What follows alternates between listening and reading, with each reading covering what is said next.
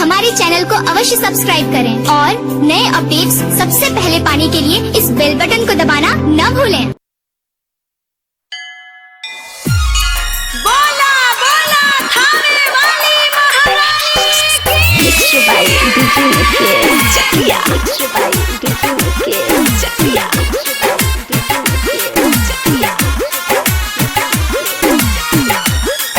presented by Neelkamal music Tarwara Siwan. मालिन लिया दौड़ हार हो मैया के गदना सिंगार हो।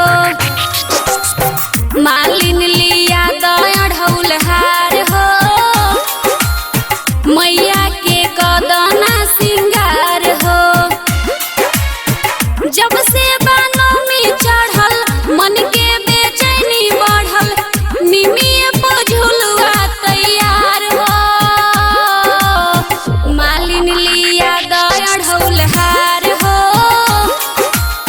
मैया के गदना सिंगार हो।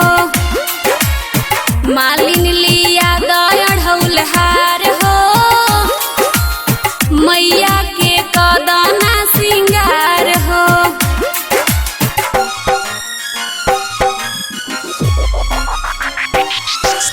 Mixed by DJ Mukesh Chakia. Mixed by DJ Mukesh Chakia.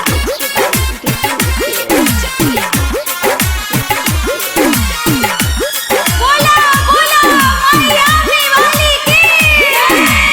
गैया के गोबरा से अंगना लिपाइब ललकी चुनरिया बाजार से मंगाइब। बाजार से मंगाइब गैया के गोबरा से अंगना लिपाइब ललकी चुनरिया बाजार से मंगाइब।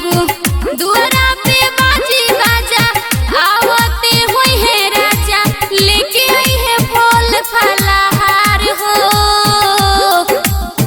मालिन लिया दौड़ हार हो मैया के गदना सिंगार हो। मालिन लिया दौड़ हार हो मैया के गदना सिंगार हो।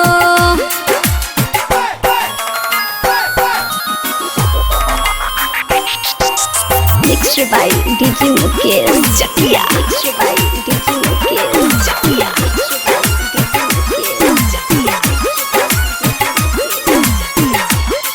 बोला बोला मैया पटन देवी की।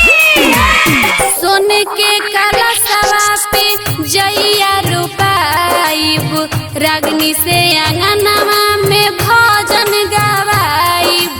भजन गवाइब सोने के कलशवा पे जइया रुपाइब रागनी से अंगनवा में भजन गवाइब। आजन बाजन बाजी भगिया हमार जागी जिंदगी हो जाई अमर हो। मालिन लिया दौड़ हार हो मैया के गदना सिंगार हो। मालिन लिया दौड़ हार हो मैया के गदना सिंगार हो। Mixed by Neelkamal music Tarwara Siwan.